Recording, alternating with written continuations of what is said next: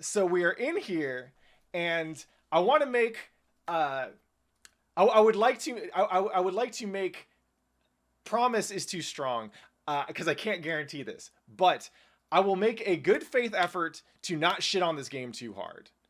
I don't want to deal with the player match bullshit right now because it's a huge pain in the ass. I'm not a fan of the wall break mechanic. I like that Strive is continuing to confound our ability to play this game together. The easiest way was to press the follow button after the match. I've tried that and it doesn't work. So how about them apples? Keeps on saying unable to queue for a new match due to the maximum number of simultaneous matches that have already been reached. Oh, that's hilarious. At least that's what it's. This is me being professional. And to be clear, I fucking hate this shit. I personally do not like this new model. I much prefer the old model. The old model had a lot of limitations. Rain of Neon Petals, your opinion is trash. Ghostier asks, what's your favorite thing about Strive as it is today?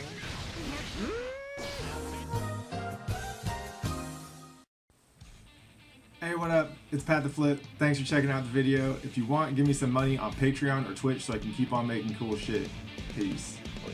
We started this arc a couple months ago, winding our way over to the Strive release, sorting through Blaze Blue, sorting through Fist of the North Star. Didn't get Persona on the list, not quite, but we walked through a lot of Arxis games in order to get here. And Strive itself has consistently eluded us. Every time there was a beta, an opportunity to play the damn game together, it didn't work, and so we couldn't do it. But we are here on the precipice of being able to actually play Guilty Gear Strive. Are you excited? I'm excited. I'm excited for us to finally play it. It's been like the waiting for Godot of fighting games. So we are in here, and I want to make. I would like to make. Promise is too strong, because I can't guarantee this, but I will make a good faith effort to not shit on this game too hard, because for a couple of reasons. One, it's unprofessional, and two, I would much rather spend this time trying to figure out what I can find fun about this game, or what we went through Rev 2 a couple weeks ago and just outlined all the things that brought us a little bit of joy in the game, right? It had nothing to do with playing the game against each other or like profound skill mastery, whatever. It is all the little things. And so what we're going to do is we're going to play this video game with each other, right? Probably beat each other up for a while bit and then maybe nerd around a little bit in training mode or something. I don't really care. But if you came here because you wanted to see me shit on this game, buy me a drink sometime, and you'll get a show for the cost of I don't know what a beer costs in a hotel, $8, something like that. Next time I see you at an event, you can buy me a beer. I'll shit on this game all you want, but today is not that time. You ready?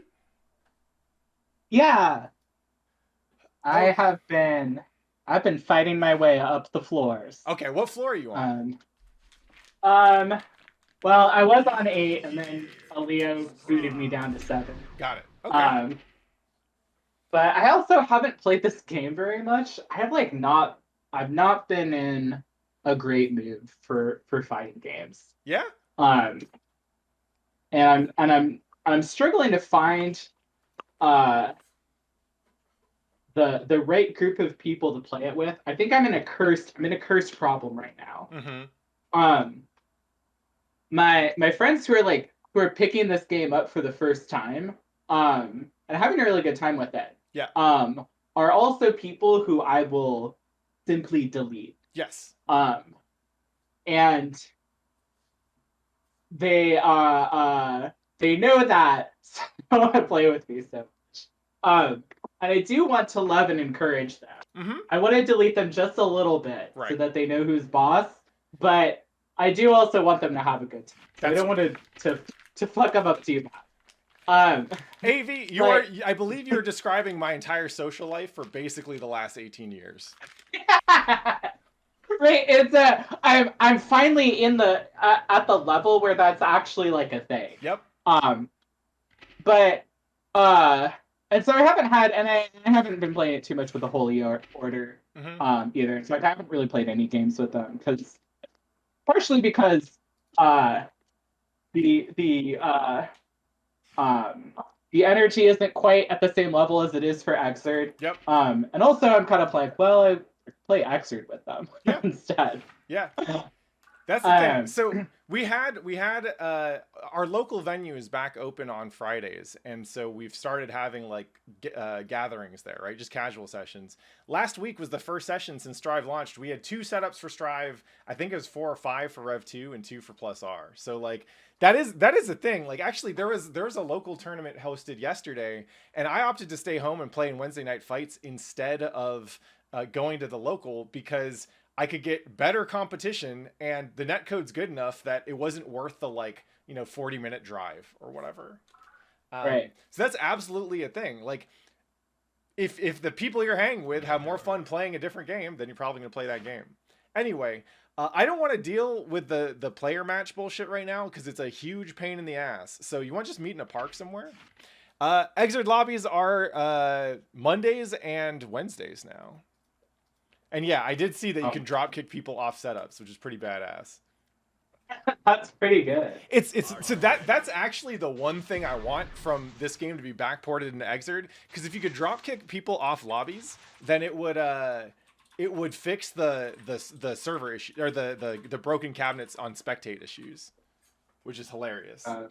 And it made me wonder if they built that functionality because they were running into the same problem. They couldn't figure out a way to solve that problem because it feels a little bit like... Instead, they just blame the beasts, man. What do you expect?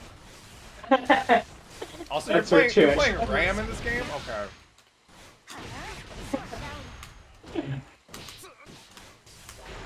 I'm not even that good.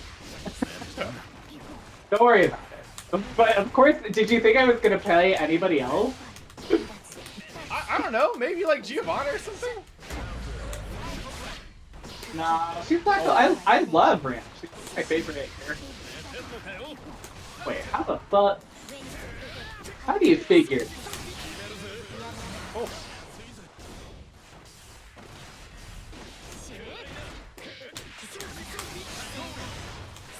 Oh no, I fucked up.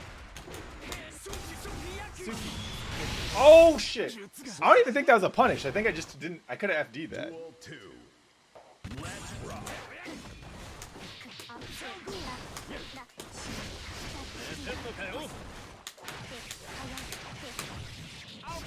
Alpha Blade. Gosh.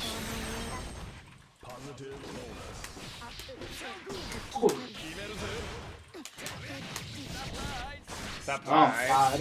Surprise! Surprise! Duel 3. Different game, same chip.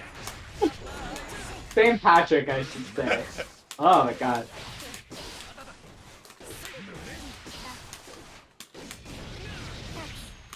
Oh.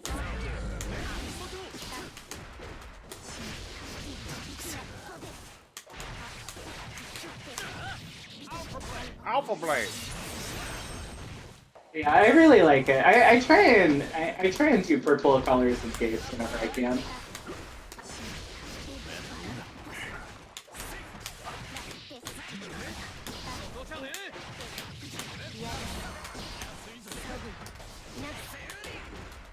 Oh, nice kick. Oh, the text. One thing that I have noticed that differentiates me from the non-Exerd players that is the fact that I am doing a lot more. I'm doing a lot more wake-up throws and reversal throws than they are. Yeah. I mean, It's slower in this game, but it still works. yeah, it works. It works differently. Like the way throws in this game feel like a hybrid of. It's like mostly Street Fighter with a little bit of the Guilty Gear flavor.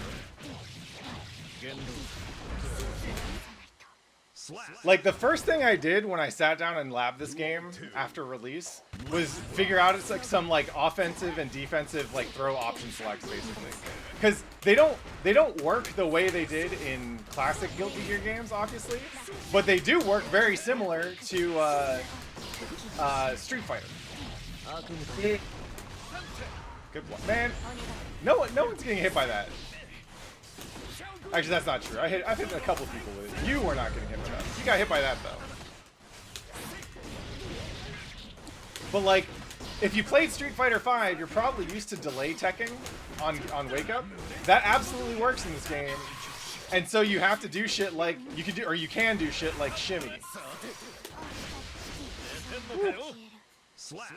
And if you input an RC after every throw attempt, then if they backdash or jump, you'll just get the RC. But if they tech it or get thrown, then you don't have to worry about spending that meter.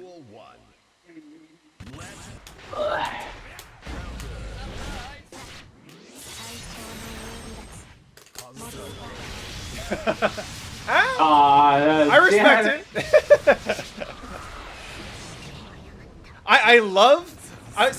I'm not a fan of the wall break mechanic, but I do appreciate that when you get the wall break, it creates that like stare down. People just want to super on that shit. Yeah, it's really funny, and like Ram like literally doesn't work in that situation whatsoever, except when it does. So that's kind of fun. Like, I'm like it. It definitely is a test of like how desperate is my opponent, or how much do they? Oh nice. No. giving the good advice. All right, so I guess what is feeling familiar about this to you right now? Because I assume you've been playing a lot of fighting games over the past couple months, or actually probably close to a year at this point. Like, how is Strive feeling? You picked up a lot of other games and played them for a couple hours or whatever. What's learning Strive like? I mean, it definitely feels, well, it certainly feels different than Axer in some ways. Mm-hmm. Like, it feels probably like, again, it feels like closer to some of the older games that we're playing. Yeah. But from a different angle, I think. Like, it's weird how much almost, like, I know I'm playing Ram, so I have this impression, but it gives me a little bit more of like a Sam show sort of impression than some of the other ones. Yeah. Just because there's big hits, there's big counters. There sure are. Yeah, so there's that. I mean, I'll say that like my honest feeling about some of the stuff in Guilty Gear is that it's an interestingly strange evolutionary tree. Mm-hmm. Like, some of its decisions feel like decisions that make sense, but only if you're trying to evolve into what they're trying to evolve from Guilty Gear into that, which is, I put that real weird. But kind of what I mean by that is that it's strange that there's 5 buttons. Like, what would you expect? Does this feel like a 4-button fighter to you, or like a 6? I would say that this feels like a 4-button fighter to me. Yeah. Like, and most like contemporary fighting games have 3 to 4 buttons like tops. Like, usually it's like 3 attack buttons and like 1 system mechanic button. Yeah. And it was always a little weird. I mean, like, Guilty Gear itself, like XX, only got there in its kind of like strange cross evolution from King of Fighters and like some Sam Show and like and Street Fighter into and like Marvelous Capcom into its own beast, right? With these dedicated buttons. Some of the rules about the Gatlings, for instance, only kind of make sense if you like if you're like, we have to start from the premise that there's 5 buttons. Right. Rather than like, how many buttons does this game need to have? And I feel like the strangeness of how like kicks and punches work with each other is part of that, Yeah, it's an interesting point that you bring up. Like, if I had to guess, the reason this game is a 5-button game is because Guilty Gear characters need 5 buttons, and they make a game that they want them to feel like Guilty Gear characters, so they're gonna give them all 5 buttons. And that way, when you pick up whatever character who you like so much, it doesn't feel as alienating, right? Because like with the attack animations, for example, like a lot of Chip's attacks actually pretty closely resemble what those buttons would do in other games, and yeah, exactly. they moved throw over to dust because they wanted to get that gameplay around like essentially all throws are command throws. What is going on here? Is this a dude in a dog head? Yeah, there's a guy with like, it looks like a horse head. A horse head, yeah. and he's. I think he wants to play badly because we're not matching right now. I figured he was like paying homage to you or something. He looks like he's like, man, I'm so thirsty. Just a drop of guilty gear, please. And you just gave him this wonderfully like dismissive nod, you know. Anyway, yeah, it feels like it's kind of. I think Uncanny Valley is perhaps overused for this kind of thing, but it does feel like the 5-button scheme lives halfway in between my expectations of this as a fighting game and then this is a Guilty Gear game. Right. And like there's a little bit of that. Mm-hmm. It's definitely like I find neutral like fairly like not super hard to wrap my head around. Like again, I'm still like I only got like a little bit of time in the betas, and I basically played this for like this is my third night playing it actually. So I've barely played it for like a couple of hours at this point. Yeah. So like my impressions of it, like learning it as a cohesive whole, are like I'm doing the things that I normally do every time like I start a new fighting game, right? Which is like, okay, like what buttons are strongs? What makes this character dangerous? Like and like with RAM, it's like very easy to like get away with like a lot of / stuff, and a lot of the game is around. Yeah. Oh, this guy is yeah, lobby state is in a hell of a bind right now. Yeah.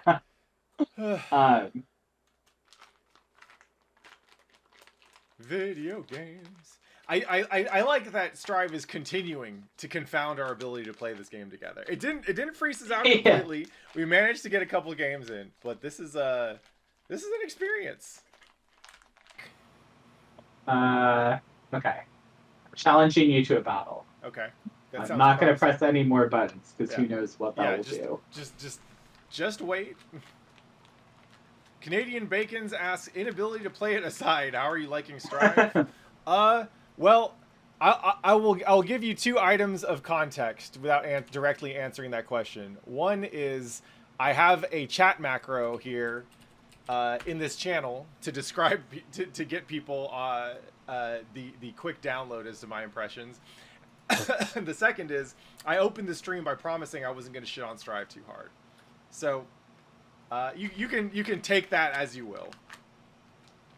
I also got 9th at Wednesday Night Fights last night. I had to play 4 fucking Giovannas in a row. Yeah, people are saying that the PC version is worse than the PS4 version, which honestly doesn't surprise me. Yeah. And the funny thing is, like, the problems with getting into a match actually affect my evaluation of this game very little, because I'm already used to having problems getting into a match. The funny thing to me about this game is that when I play Chip in this game, it feels like the way I play Chip against babies in Rev 2.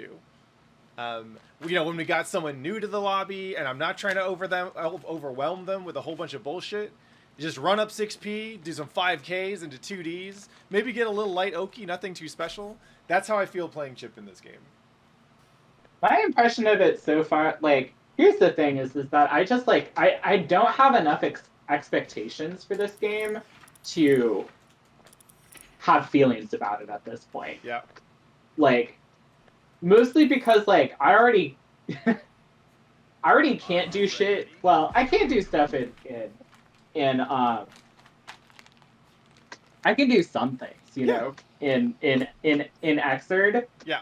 But I can't do enough things, and also I'm like playing a totally different character too, right? I can see though. Actually, I was talking with somebody who the other day. I feel like her experience is maybe more interesting than mine at this point. Yeah. But she was like, oh, it's like really tripping me up how different everything is in this game. Yeah. Like, to the point where, like, You know, she had like a fair amount of double X experience. So like she probably could have like probably would have done an okay job in that game, but she just didn't have like, you know, she just wasn't like understanding like how like the concepts and everything worked. Yeah. Whereas I'm playing like I'm not trying to play it. There's no biking in this game, right? Yeah. So I don't even have the option to be like either disappointed or like altered in my expectations, right? Of like what this character should be doing or is supposed to be doing.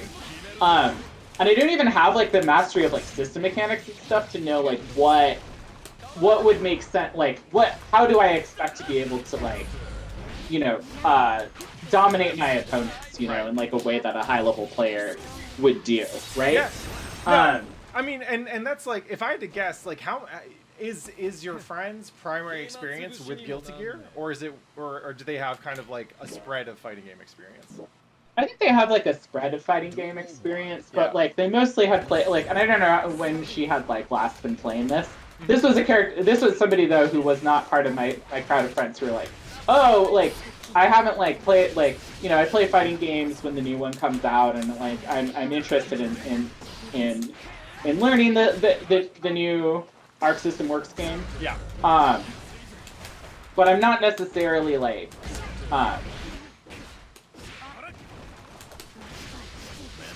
but like this was a person who had like some like more advanced fighting game experience, and like specifically in playing games where like anime fighting games, Right. you know. Yeah. And that's the so, thing. Like this game does behave pretty differently from other anime fighting games. Right, it definitely does. Like I think that's like maybe the biggest one is that I'm like, and it's been a while actually since I've played Street Fighter, you know. Yeah. So like my impressions of what like Street like what makes sense for like for like, oh, how do you play a Street Fighter game again? Right. We barely even played that. We played a little bit of Alpha, but we've been playing kind of like games that are... Oh, jeez. We've been playing a lot of wild shit. We haven't been playing too many Street Fighters. And like, from what I remember, you didn't actually go that deep on Street Fighter V, right? Yeah, I barely touched that game. Yeah. Really. Like, I played a bit of it towards the beginning, but I really didn't like... I don't know. It was like... Oh, gosh.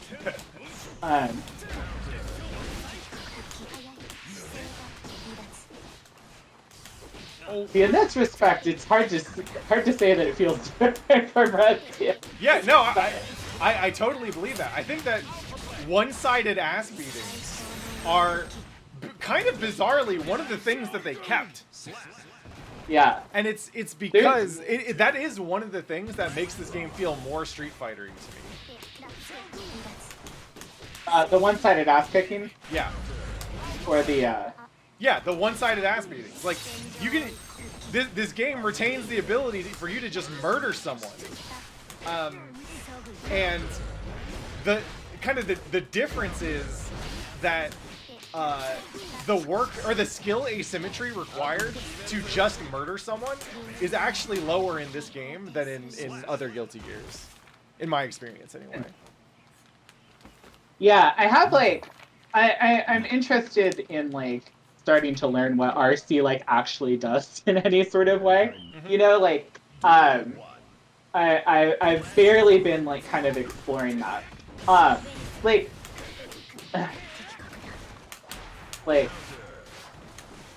I can kind of like get what's going on. Oh, nice. Part of it is like trying to fit, like it feels explosive in a very different way than Xrd does, even though Xrd also feels very explosive. Like,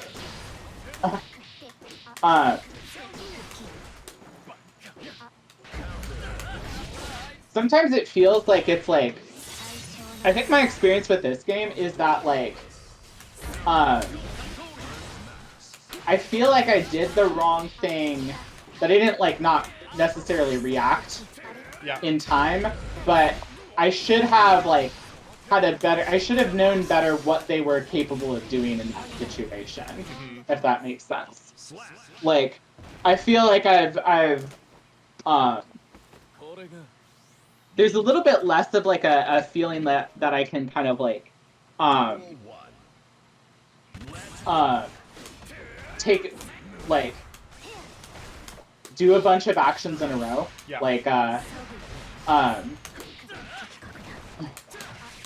like it's definitely feels a little bit higher committal. You know, like oh yeah, no, I mean, everything in this game is higher commitment, right? And it feels like it's like, especially well against you specifically, and some of the better players that I've been hit by, it's like, oh, like I didn't know like exactly what to do in that situation, so I pressed a button and then I just died.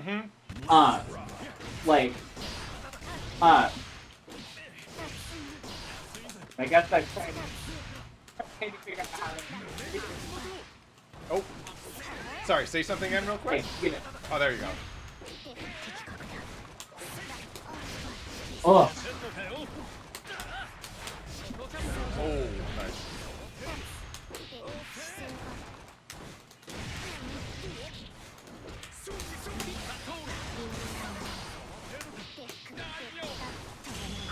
Oh, that hit! I jumped to try and bait it. I was a fool. I should have just blocked. Shut up.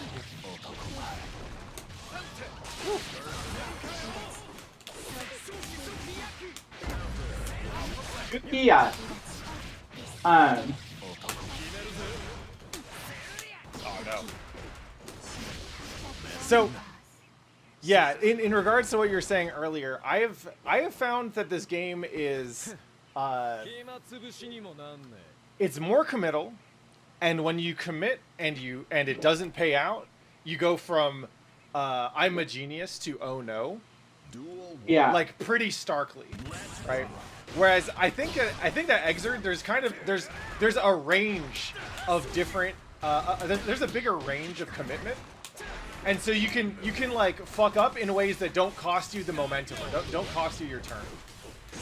And the reason this game feels very Street Fighter to me is in part, and specifically Street Fighter V, I think, is because I also associate like minimal room for low commitment options to be a very Street Fighter-ish property of a fighting game. Yeah, yeah.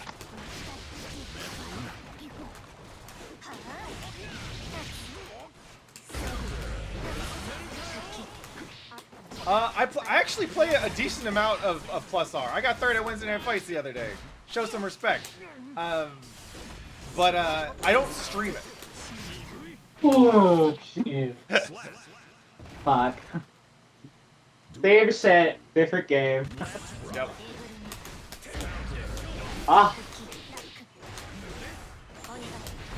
Oh no. That was not what I wanted to do at all. Yeah, it definitely feels like, I mean, it feels more stilted for sure. Oh no. All right. Do you feel like in this game there's actually like a quicker kind of like, I mean, I don't know, maybe it's playing against you. I don't know how easy you usually go against me when you play Exerd. But there's kind of like there's a way in which like in that game it feels like it's like I'm making decisions like a little bit more slowly almost. Yeah. Like when you're pressuring me, like I'm like, oh, here's the rhythm. Like I can't react to any of the shit that's happening, but there's a little bit more. It's very abrupt in this game. Like what happens and who decides what interaction decides what's happening. Yeah. There's no other word for it other than it feeling more abrupt. Yeah, it's the rhythm is a little bit more like jolting and like staccato, right? Once you learn to read a Rev 2 like a Rev 2 string or a situation, it's easier to understand like where the natural flow of the string is going, and when someone steals a turn, when someone disrupts it, you can feel it very quickly, right? Though that does come with practice, right? Like the first 50 hours or whatever of playing Rev 2 are complete chaos. So I think it's entirely possible that that this game gets to that level of readability, but there are certain attack design decisions they've made. Like, for example, the fact that like all of Chip's specials are a thing which like have kind of like pretty hard callouts, and if you're right, you can fuck him up, but if you're wrong, he gets to keep going, right? And it's like that for a lot of his moves, and a lot of, that's like how a lot of the attack design is in this game in general. Yeah, I've definitely noticed that as well. Like Ram's specials are like that. Like Giovanna, Ito, and like Leo's that I've played have all been like that. Leo's very annoyingly like that. Though he was kind of always like that. It's very like. Yeah, like Leo was made for this game, right? He doesn't feel like an Exit character at all. Right, yeah, exactly. Like, that, like, makes a lot of sense.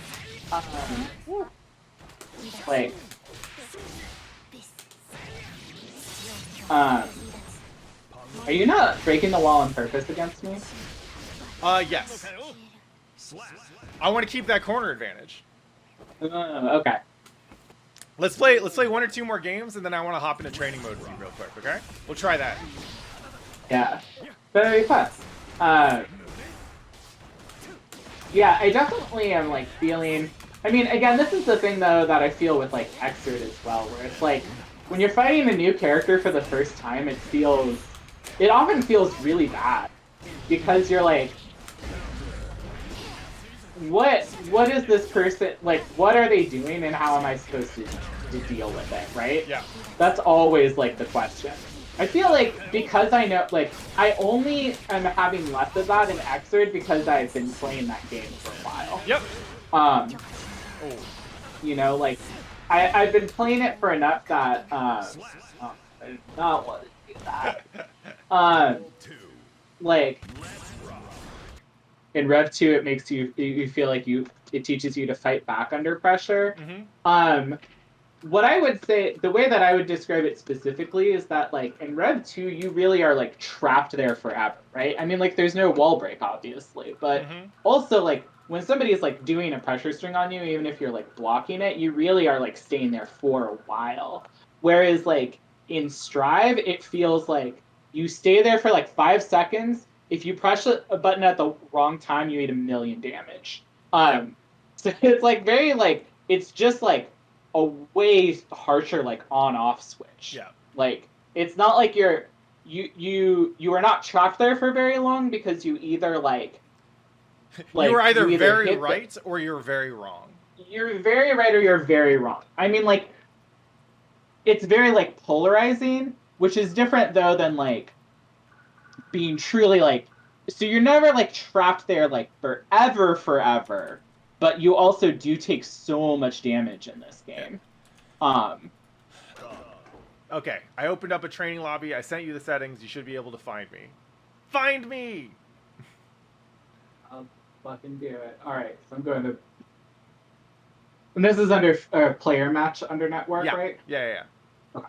And yeah, around damage and stuff. Basically, so I don't know if y'all saw, but like, as soon as the game dropped, every esports ass fucking pro player trying to get that content creator grind, trying to get those placements, to get that sponsorship was like, yo, this game got to be 3 out of 5. And the reason is because it's essentially the more damage you do, the fewer interactions you have for in a round, the harder it is for a consistently high level player to be consistent in their performance, right? Think about it in terms of rock, paper, scissors. In one round of rock, paper, scissors, anyone can get it. There's a third of a chance that you'll win, a third of a chance that you'll draw, and a third of a chance that you'll tie. But if you play 100 rounds of rock, paper, scissors, the person who is better at picking up on patterns the person who's better at picking up on patterns and shaking their own patterns, basically the better rock paper scissors player should win more than they lose, right? And so in a fighting game, the same principle applies.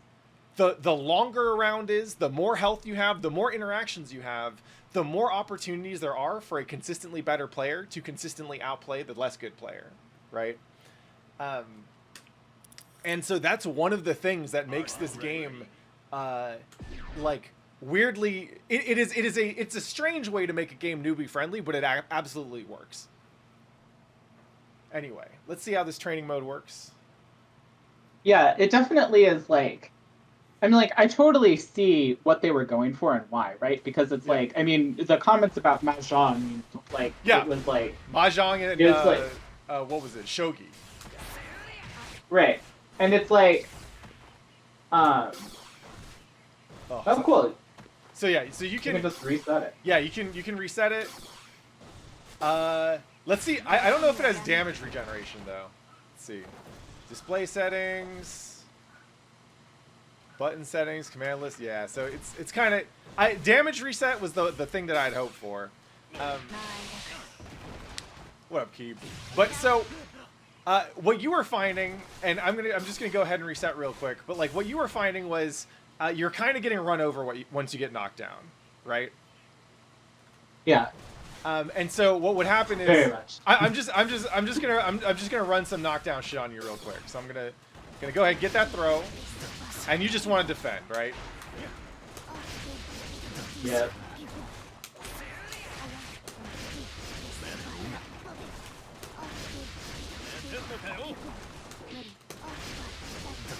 Like, does that feel kind of familiar? Does that feel like the sets we just played? Yes. Tight. Yes, it does. Okay, so this is coming from a couple places, right? But one of the places that it's coming from is that throws are really good in this game in different ways than they were good in Exert and Plus R, right? So the main thing I want to point out here is that throws are now 2 frames, where before they were kind of instant. They were 1 frame, but actually kind of 0 frames, because if they happened on the same frame as an attack, the throw would win, right? And so in classic Guilty Gear, if I knock you down and then I meet you and I'm super close, I can get thrown, right? Wake up throw is a good idea. And then the next layer is you can choose what normal you option select with throw, because there's no throw whiff animation in classic Guilty Gear, right? So if you woke up with say forward and slash and heavy slash, you'd get a close slash or you'd get throw, right? And both of those might be good for what you wanted to do. And what that does is what making wake up throw an option does is it means that I can't get too close to you when I'm running my knockdown mix, right? If I overcommit, if I fuck up my timing, then I can just get thrown, right? It means, and that is the effect of creating a certain amount of like don't go here space, right? So if I knock you down, whatever my mix is, it cannot put me right next to you, right? Which is weird, because in other fighting games, right next to you is exactly where I want to be. That's like one of the best places to run mix. Right, exactly. So I think, I personally do not like this new model. I much prefer the old model. The old model had a lot of limitations. Rain of Neon Petals, your opinion is trash. But one of the effects that this has is a couple things, actually. One is they also made, actually another thing they did, which is related, is dragon punches are now throwable, right? Yeah. That's a pretty big fucking difference, because what it means is if I knock you down and I run up and grab you, and I don't fuck up my meaty,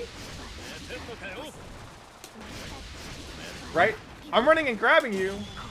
Yeah. Well. You got a super, backdash, or jump if you want to beat my throw, right? Mm-hmm. So cool. You don't have any meter.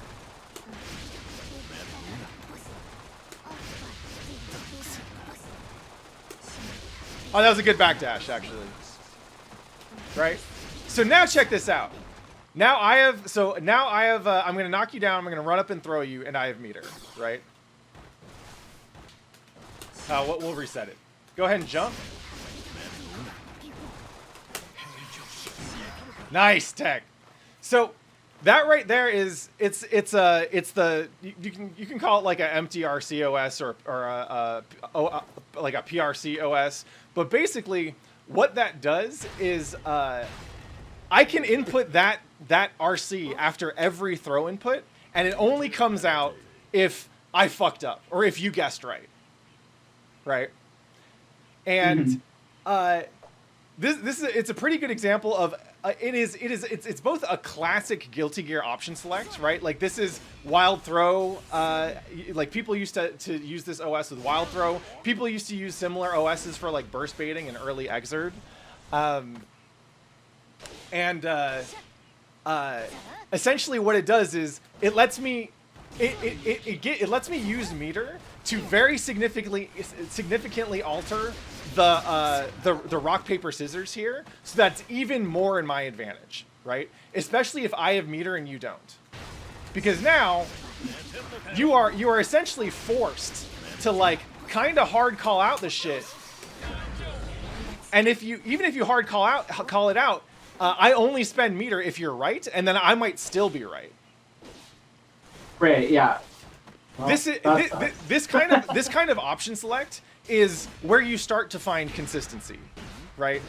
Because now anyone who's just wildly guessing on those throws is going to do a little bit worse over time than anyone who is just making sure to input that PRC, right? This is where consistency is going to come from more often, and it's not like this wasn't in Guilty Gear before. It's just that now, because character mastery, the potential for character mastery is generally lower, you have to spend more of your effort trying to figure out how to win the situations so that you're not just essentially at the whims of chance, right? A lot of this game is now about finding opportunities in the game to control for randomness. Yeah. And as an aside for Reign of Neon Petals, throw OS shit yields a lot of super sick layers and outcomes and communications in classic Guilty Gear games, which is why I fucking love it. So if you're calling it poisonous, you can be assured that you're going to disagree with me about pretty much everything in this game. So if that was an offensive OS, right? There's some pretty significant defensive OSs in this game, and one of them is a pretty familiar one to anyone who played Street Fighter V, right? And it's late teching. Did you ever learn how to late tech in Street Fighter V? I have no idea what that means. Sick. So basically, a lot of option selects, and I apologize if I'm getting too didactic here. This is as much for the benefit of folks in the stream as it is for you. Oh no, that's fine. I want to learn how to play game good. So basically, a lot of option selects come from essentially being able to input or to perform an input where that thing only happens if you want it to, right? Throws in this game, my understanding is that the tech window on a throw is about 5 frames. Okay. Block, of course, is instant. And if you are in block stun, you cannot input a throw, right? So when I'm getting knocked down, right? Yes, I'm also old, Reign of Neon Petals. Being old does not preclude you from having awful opinions. So when I'm knocked down, right? If you're gonna meaty me, or even if it's not a perfect meaty, if it's close to meaty, right? Essentially I can hold down or down back to block, right? And then I can input a throw input like say back in D a couple frames later, right? And what happens is if you attacked me, then I'm in block stun. If I'm in block stun, I successfully blocked your attack. I can't input anything for X frames, right? Until block stun is over. So if you attacked me and I blocked it, the throw input that I performed within like probably 3 or 4 frames after the block doesn't go through, and I'm fine.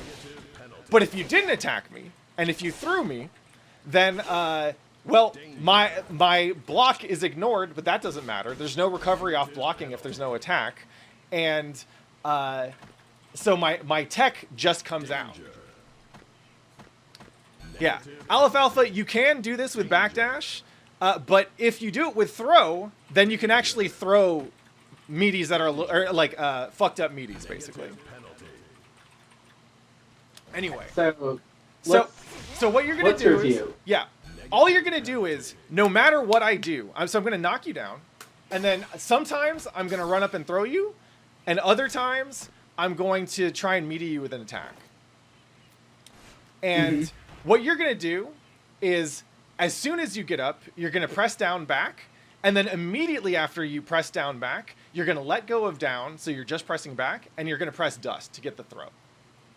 Okay. Oh, okay. So it's right. down, back, into throw. Back into throw. Yeah.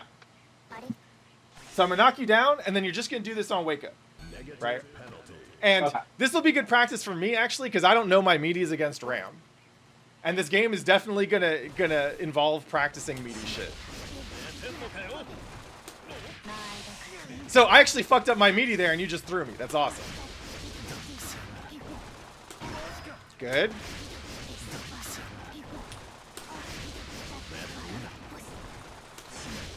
All right, so you're a little late on the throw. There you go.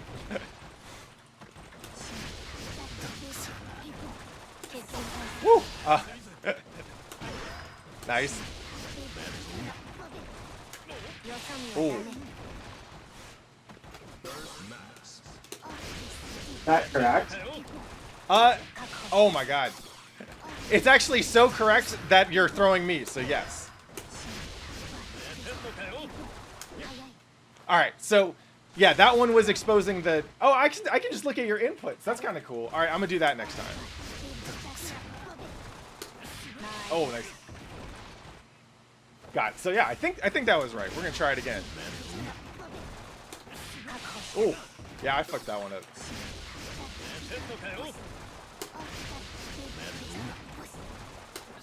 Woo! So I see what you did there. Basically, you didn't let go of down, so you got crouch dust. Yeah. Nice. Do I only press down back for a moment before shifting to dust? Yes. Or Yeah. should I be holding it down from like the moment that you've thrown me? So you only down back very quickly. You're covering essentially the Okay. meaty case. After that, you back. You can try it on me, Okay. right? Just go ahead, run up and then throw me a bunch. Yeah. So you see that?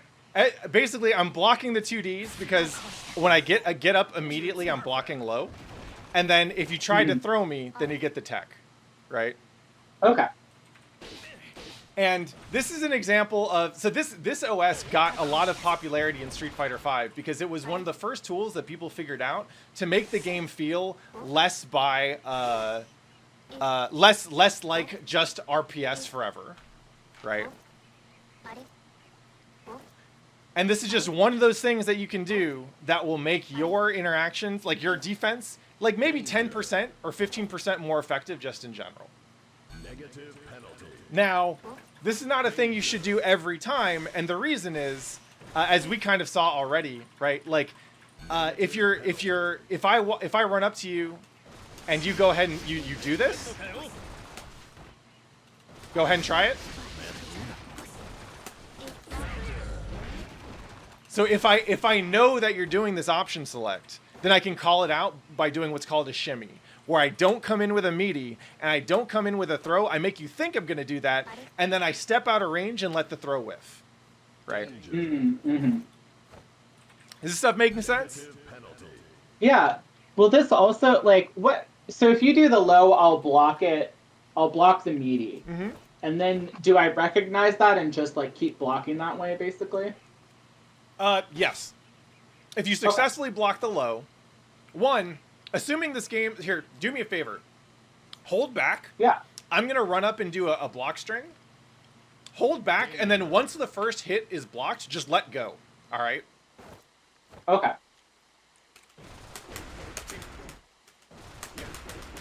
Oh, so it will just keep blocking. So you will just keep blocking. It might not necessarily catch the lows, right? So you'll need to visually confirm it at some point. But yes, the idea is if you blocked, then you recognize it and you keep blocking. But yeah, so the way you play around this option select is by essentially you have to suss out that someone is successfully blocking and teching the throws whenever you go in. If that's the case, they're probably doing an OS, and so you need to call out that OS. And this is how you do it. And if you want to like practice this, so Strive actually lets you save collections of recordings. So if you want to practice this, what you do is you record the dummy knocking you down and then doing run up throw in one slot. You record the dummy knocking you down and doing run up meaty like 2D in another slot, and then you record the dummy knocking you down and doing a slightly late 2D, right? Not quite meaty. And ideally, well, if you just want to test when it works, then just do the first two. And what you should get it down to is that when you set it, you'll set it to random playback, right? So that it cycles between the slots. And ideally what happens is when you practice it, it's random. So you don't know which one it's going to pick, but you can do the same input and get out of it every single time. Okay. So you'll either block it, attack it, or throw it. Yeah. Based on how they respond. Yeah. Okay, cool. Yeah. And to be clear, I fucking hate this shit. I hated this shit in Street Fighter V, and I don't like that it's in Guilty Gear. But it's here for better or worse, and so we're going to be doing a lot of this shit if you're going to play this game. What don't you like about it?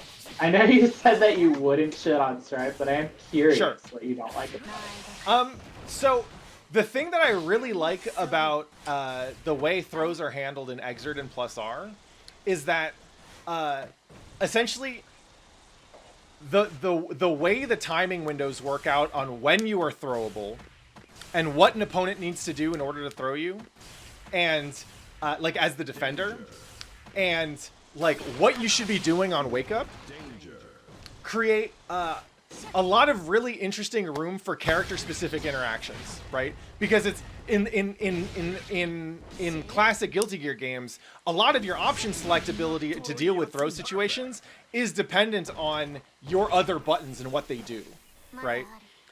Even stuff like what the payoff is on a throw varies very significantly from character to character. And so there's a lot of really interesting matchup interactions that happen because in any given matchup, the risk reward around like throw interactions here and wake up interactions is just drastically different. One of the things that Strive did is they kind of homogenized a lot of this shit so that it feels more or less the same for every character, right? It actually feels so similar that you can use the block string or the dummy recordings across characters, and it kind of works pretty well. So I see. It took this thing, which felt really layered and really intricate and felt like there was a lot of room to learn and improve there, and it turned it into something that frankly felt a little bit too similar, right? It removed a lot of the flavor from it for me. I see.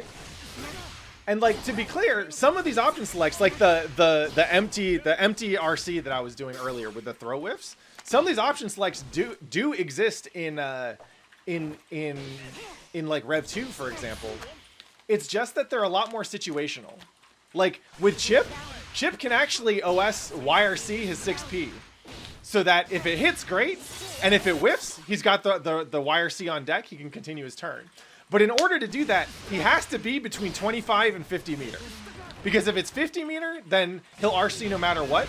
And if it's less than 25, he doesn't have a YRC.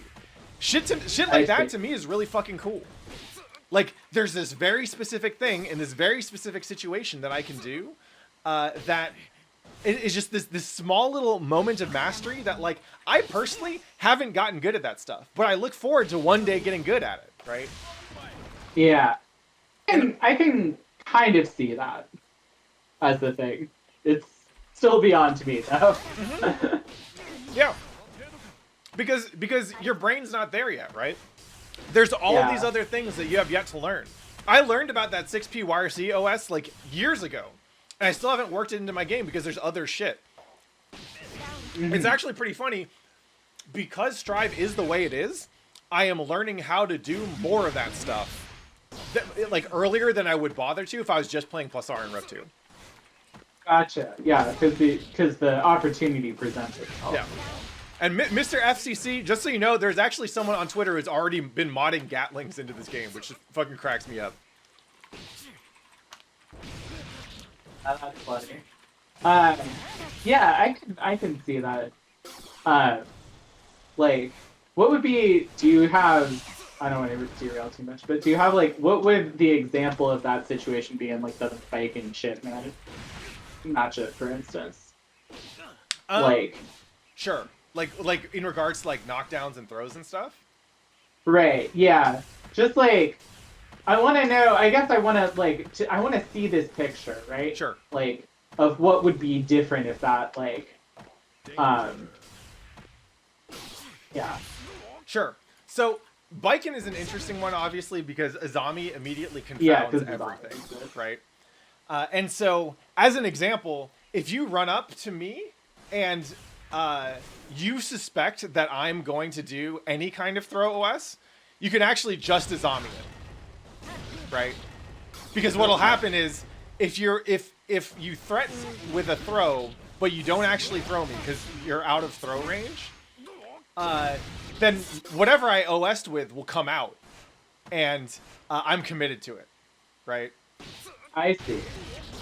In this game, if Biken was in this game, you wouldn't actually have that interaction because my throw would whiff, and then I would not set off your Azami. I see. So, I see. So right there, you have this thing that only Biken can do in that situation. She can threaten with Media Azami, and there's actually a reason to threaten with Media Azami. And it's because you can do it to blow up throw OSs. But against any character that didn't have something like that, you wouldn't be able to do it, right? Yeah. On top of that, stuff like 6K being throw and vuln, right? That kind of only makes sense if you have option selectable normals on throws, right? Right.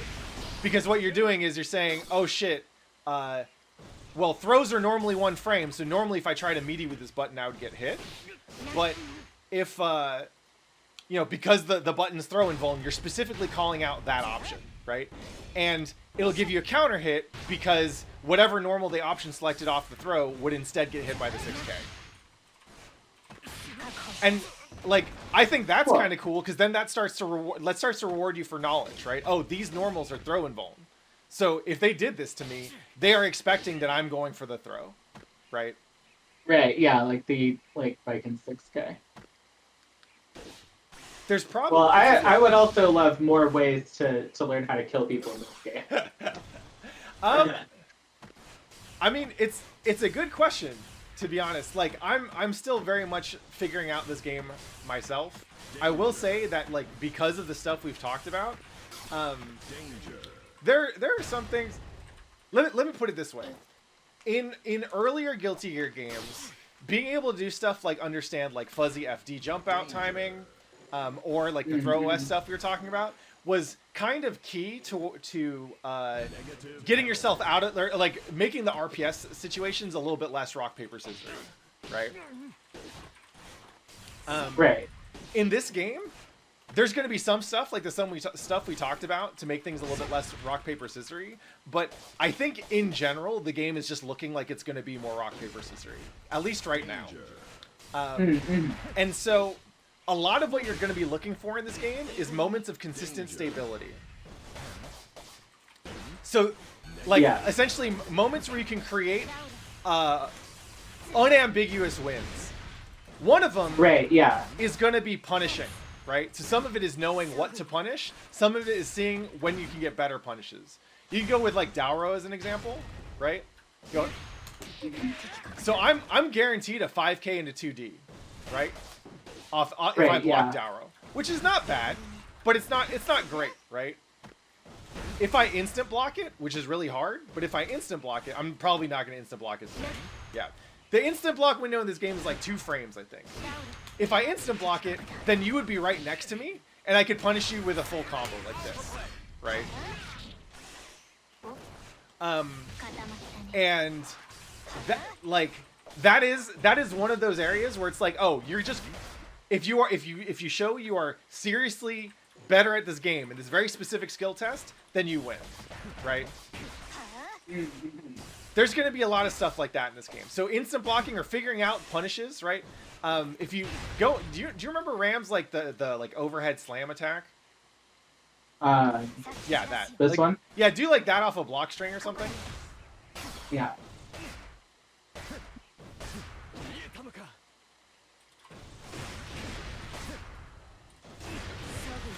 Woo! I fucked up. Oh, that's a trade. Okay. So like I can 6P that, right? But 6P doesn't actually get me paid that much.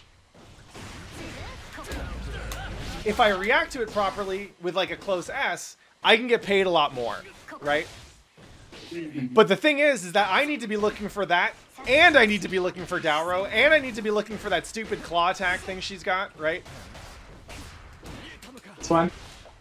So, yeah, a lot of defense in this game is going to be like, one, hold up. Let's not get this twisted. 8 frames is a third strike parry. 2 frames, which I believe is what IB is in this game, is harder than a slashback, and it's harder than a third strike red parry. Or maybe it's the same as red parry. I think red parry is 3 frames. So instant block is an example of just this hard check, right? If you demonstrate that you were thinking of the exact right thing at the exact right time, and you hit this like pretty narrow input window, then you get paid big, right?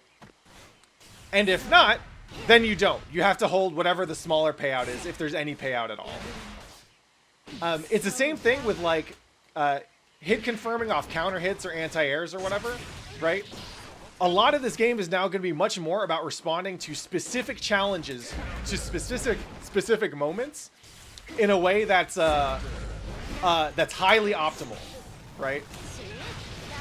And essentially, what we've got is where like an older Guilty Gear might have many different degrees of reward, right? Sometimes it's, oh, you just block this thing, you're not going to get a punish, but maybe you get momentum because it's minus. And oh, maybe you get a punish, but it's not that good because you didn't IB it.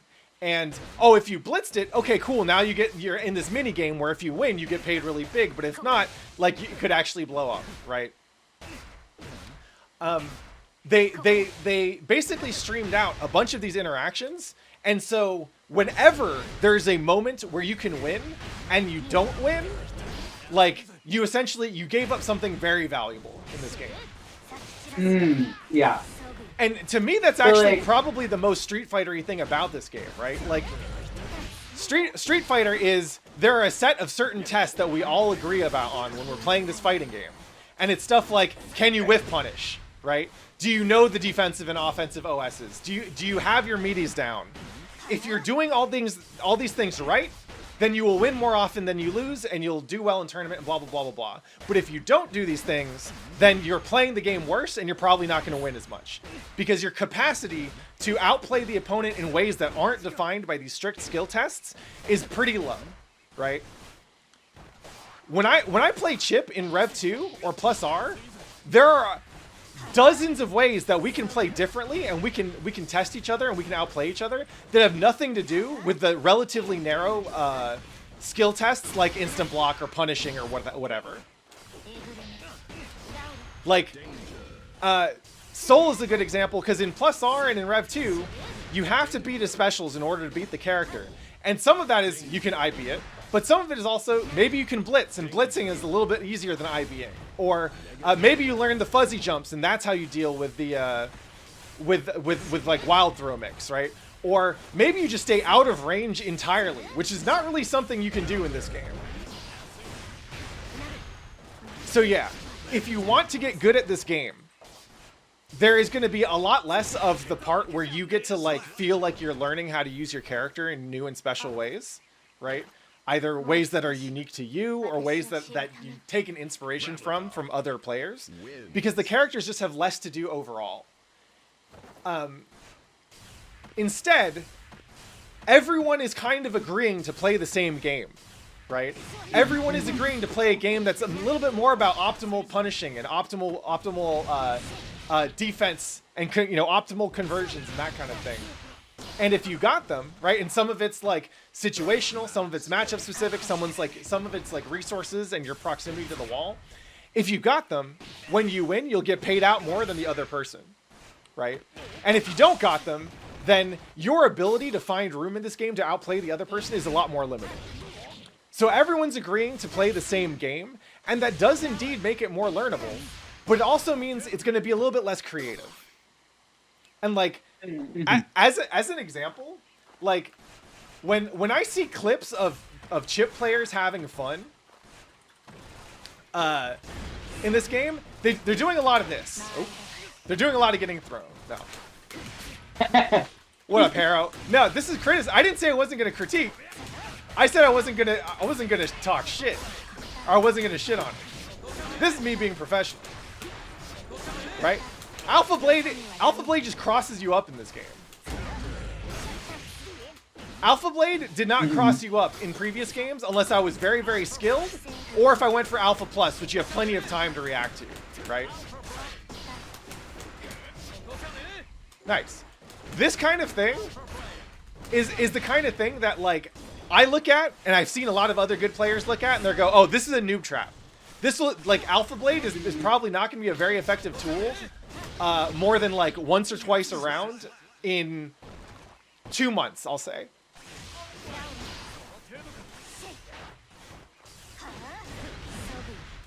Yeah.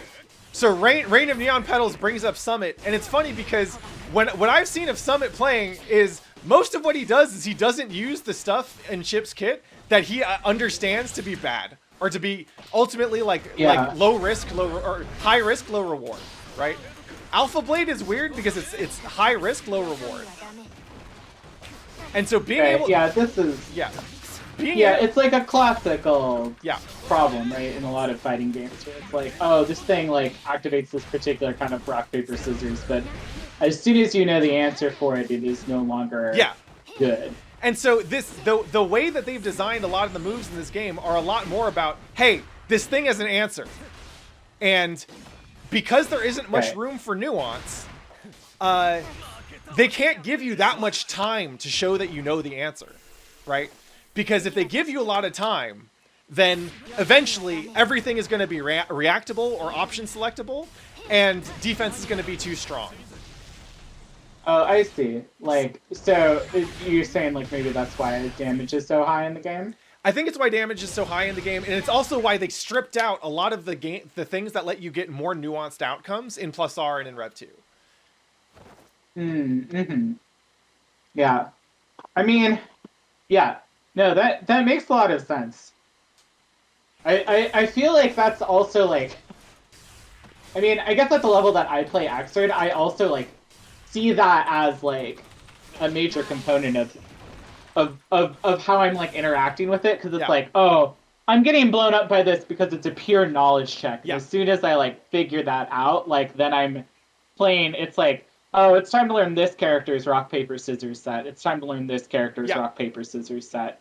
And until that happens, I'm basically like not really playing the game. Yeah. Like, is there like how does it feel different? Maybe from stuff like that. The answer is, hold up. Have you played much Tekken? I haven't played any Tekken, basically. All right. So, one of my friends likes to call Tekken the fighting game equivalent of flashcards. And he says this as someone who loves Tekken. He's like, the test is very obvious. If you're playing Tekken, you need to be able to recognize the opponent's moves so that you can understand what the proper risk reward is in any given situation. If you saw that, if you recognize that something's punishable, but you don't punish it with the biggest available option at your disposal, then you fucked up. You've demonstrated that you are weak at this game, and because of that, the risk reward on that move is going to be a little bit better for them than it would if you knew the optimal punish, right? And so a lot of Tekken is a knowledge check. It's your ability to understand the information and successfully recall it in the time it takes to recognize the startup animation of an attack, right? Okay. Guilty Gear Strive is a lot more like that than previous Guilty Gear games were. Right. Because the attacks are designed so that there's this clear moment where if you recognize the thing and do the thing right, you win. And if you don't, then you don't get to take your turn, they get to keep going, blah, blah, blah, blah, blah. Right. I don't like flashcards. And then in Xrd though, what's the What makes it not flashcards? I mean, I guess it still feels a little bit like that to me. Yeah. You know? Yeah. So like, in Xrd, the thing is, all right, do me a favor and just crouch, all right? Can you see yourself when I'm jumping? No. How about when I'm double jumping? Well, I've got sword. I've got swords. Yeah. So I can see myself when you jump, but definitely not when you triple jump. So in Strive, what they do is they zoom the camera in, right? Our max separation in terms of attack ranges is closer than it is in Rev 2, and actually a lot closer than plus R. Right? We are almost never out of range of each other, right? If I'm in the corner and I want to get past you, what are my options? I need to hope I can get enough space to jump, right? If I'm in the corner, here, we'll put me in the corner. If I try and air dash out, I was noticing that it's way easier to keep people in here. Yeah, and so you see that sigil that shows up when I air dash? That's your cue to react. And it happens at the start of a move. It's a lot easier to recognize that. It's one of the higher contrast things on the screen. Right? Like, I have less room to work. One of the reasons that I actually stuck with Chip early on in XX is because I didn't want to learn all the defensive stuff. I didn't want to learn what every character did. So I was just like, cool, if I can outplay you in neutral, then it doesn't matter. Right, yeah. This game gives you fewer tools to do that. Right? For a couple reasons. One of it is the zoom in. One of it is, look at my backwards air dash. Right? Like, check this out. Go. Let's start in the corner. I'll put you in the corner. If I want to backwards air dash all the way to the other side of the screen, 2, 3, 4. It took 4. I guarantee you, in Xrd, that probably takes like maybe 2.5. Yeah, there's a big. I noticed that right away. It barely feels like you move backwards. Or like at all or like jump backs. Same thing. Try jumping backwards across the screen. Oh yeah. Yeah. Now run at me. Like just do grounded back jumps and no double jumps. And just start from me and do a grounded back jump, and let's see how many it takes. 1, 2, 3, 4, 5, 6, 7. All right. Let's see how many forward jumps it takes. Go stay on the other side of the screen. Just don't move. Negative penalty. 3, 4. Right? You're basically at me at 4, right? That is the disparity between forward movement and backwards movement in this game. What this means is that essentially my room to outmaneuver someone is significantly lower. Not just because of negative penalty, but because the movement itself is tuned so that you are unable to move backwards anywhere near as effectively as you can move forward. Now that's pretty normal. In most fighting games, you don't want people to be able to move backward anywhere close to as quickly as you can move forward, because then they can just run away really easily. But the disparity between forward and backward movement is so stark in this game that your ability to outplay in neutral is really hard. We are always going to collide, right? Because attacks are really big and really heavy committal, right? And because there isn't that much screen space. Right, I've definitely noticed that actually is like in Xrd, often like a lot of like noob interactions I have are like we are both like flying past each Yeah. other.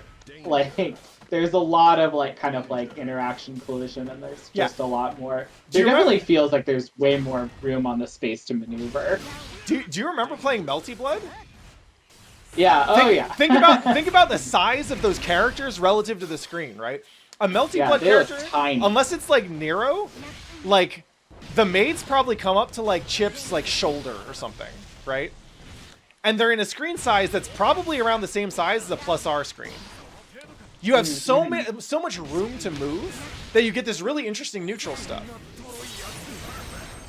And the thing about neutral is you need your attacks and your movement to create a lot of different situations. And this game does not give you nearly as much room for that nuance, basically, because everything's a little bit too big and a bit too zoomed up. And Santana-san, since you asked, we'll put it on YouTube now. All of these streams get archived and edited by the homie I'm Not a Sandwich. So this one will show up. I might ask him to prioritize this a little bit earlier in the queue. He's making his way through Blaze Blue right now, I think. But yeah, it's like I play this game because I want to be a fucking ninja, right? And the thing that makes me feel like a ninja is being able to outmaneuver and deceive and evade my opponent. This is why I was saying earlier that when I play this game, it feels to me like the way I play when I'm playing against baby Exerd players, right? And I use it as practice on like basic normal positioning and interactions, right? Because there's a bunch of stuff that I can do to them to overwhelm them that just wouldn't make the match productive for either of us, right? And in this game, like you made this observation earlier. You're like, I don't know how hard you normally go against me, but in this game it just felt different, right? Because movement lacks so much, or it has so much less nuance in this game than previous Guilty Gears. I actually have a lot less room to like sandbag. Like, either I'm murdering you because I keep on taking my advantage and holding on to it, or I'm not, and then I'm at risk of, and then I'm losing RPS, basically. Right, yeah. Oh, no, that actually makes a lot of sense. I was like, wow.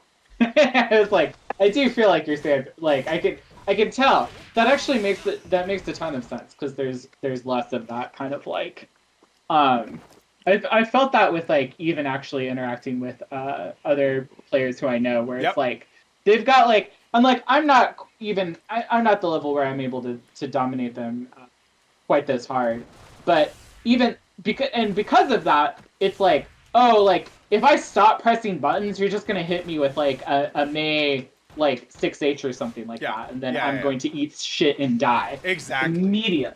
Hey, what up, Toki? There is no. Yo, like, Toki, good shit at Wednesday Night Fights yesterday. Sorry about that. So I gotta do it. Yeah. So real quick, because this is normally about the time we start winding things up, I just want to. I would actually like to take this opportunity to open up for questions from the stream, because this is.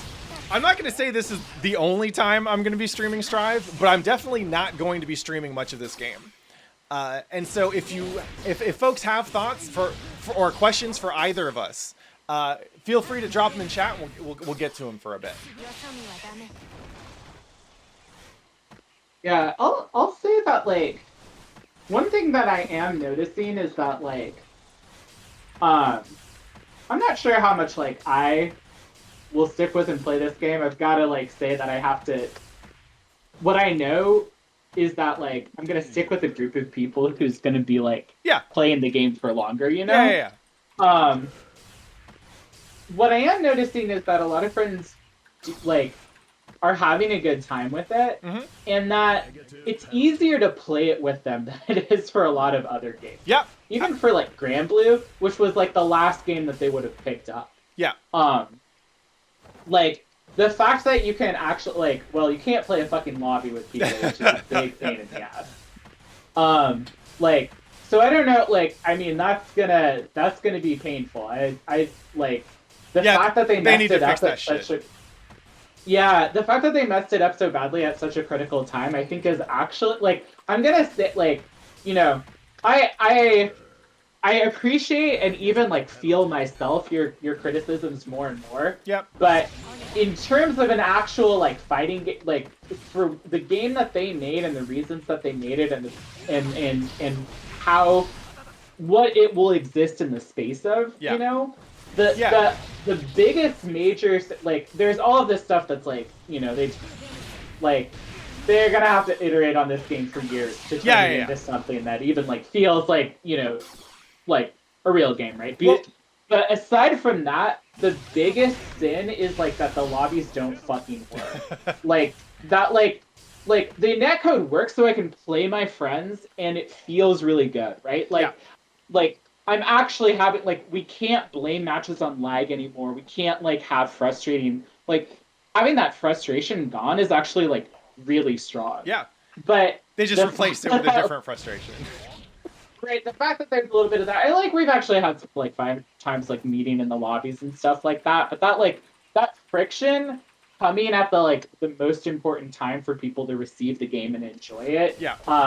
I think like that's the only thing that I feel like I can actually like be like, oh man, that is a big whip. Yep. So I want to clarify something because people have a tendency to take my opinions and either regurgitate them or attack them without understanding where I'm coming from. And I've said this before, I'll say it again because I think you kind of touched on this a little bit when you're like, yo, for the people who I want to play fighting games with, this is a good fighting game. That is absolutely correct. I am one of those rare weirdos who got into fighting games at a time where like they were kind of on the down curve for most people. And I love them so much that I decided to basically make them my life, right? I am always thinking about fighting games, whether physical or virtual in this case, right? And I look for games that I can invest in for actually my entire life, right? When I find a game and I love it, I do not stop playing it. I will prioritize it alongside all the other games I'm playing, but I don't give it up because I think of these things fundamentally as martial arts. I think of every single character and every single game as kind of a different flavor of like kung fu or something, you know?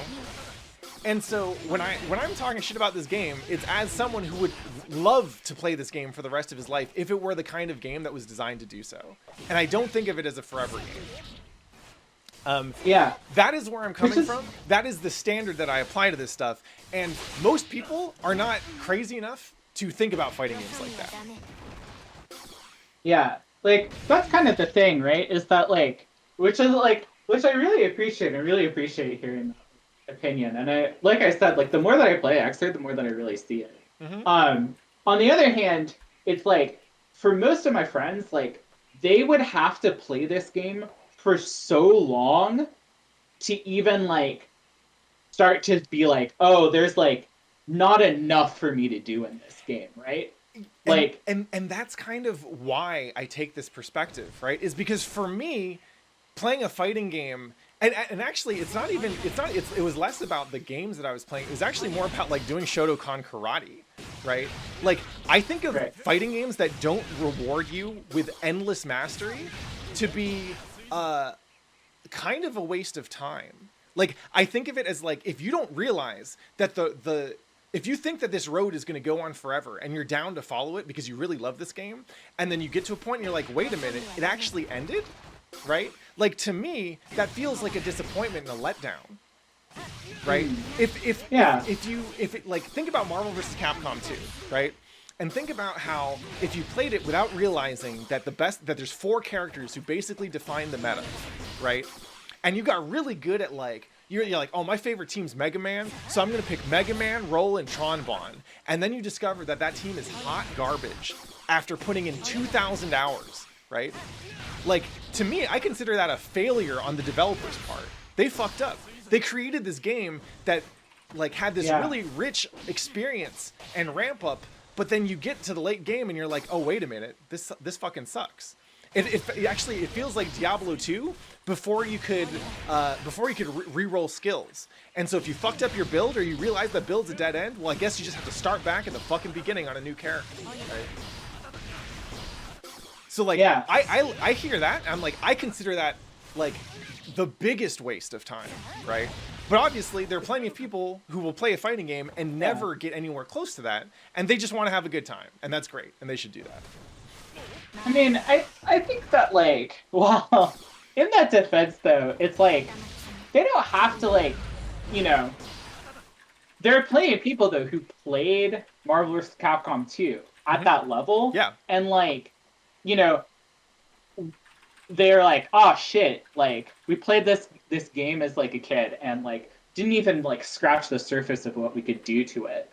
But, like, I wouldn't be playing video games with you now if I didn't have that experience, right? Yep. Like, Warrior. I feel like a game doesn't necessarily have to be the, like, one game doesn't have to be the whole road, right? Like, you can jump from game to game, like, learn a little bit from this game, learn a little bit from that one. There's, like, a lot of, like, fundamental stuff that really, like, that perseveres. Like, the way in which, like, I feel like I can pick up games so much better now that I, like, have not just learned, like, fundamentals, but, like, learned how to learn new things. Yeah. Like this RAM combo that I keep practicing. Like, but so here's the thing, right? Marvel 2 actually does have all the depth and all the craziness, and you didn't see any of it, but you still had those experiences, right? Yeah. So the point is basically that the things that they made to make this game less valuable in my eyes, I do not see as connected to the things that make this game valuable for new players. Right? I think they saw a problem and they saw a possible solution, which I don't think was the correct solution because of the cost, but it was the solution that made sense to them because it let them market the game, right? Anyway, there's a bunch of questions in chat. I think we should get to them because they're good questions. So first is from Destiny Spider. Are there any qualities to Strive Chip which you enjoy a lot and would like to see his prior iterations have as well, or do you just prefer Plus R and Exert Chip just all across the board? I think that his J2K being actually kind of good. It's good for stupid reasons. It's very much a flash card in this game. But I think that the J2K and some of the combos he's got off 2H are kind of cool. Like, 2H is really weird in the other games because if you don't jump install the combo leading to 2H, it's just kind of a weird button that's hard. It's really hard to use. And in this game, its purpose is a lot more obvious, right? You do this so that you can then do this other thing, right? You launch and then you get the combo. And I think that, like, his 2H is a launcher in other games, but it's a weird launcher. And I you know, it's a small thing, but I appreciate it. Other than that, no, not really. Mont asks, how do you feel about the rank structure so far, the tower? Actually, I'd love to know, Aevee, your opinions on this. As someone who, congratulations, by the way. You said you're on floor 8? Floor 7? Yeah, floor 7. Went up to 8. Now I'm back down on 7. So if you recall, I think the Strive Discord had figured out early on that 7 was where the sweats started. Yeah, it's definitely the bottleneck. It was just like, I wonder even if, like, there's some sort of, like, thing about how they structured it. Yeah.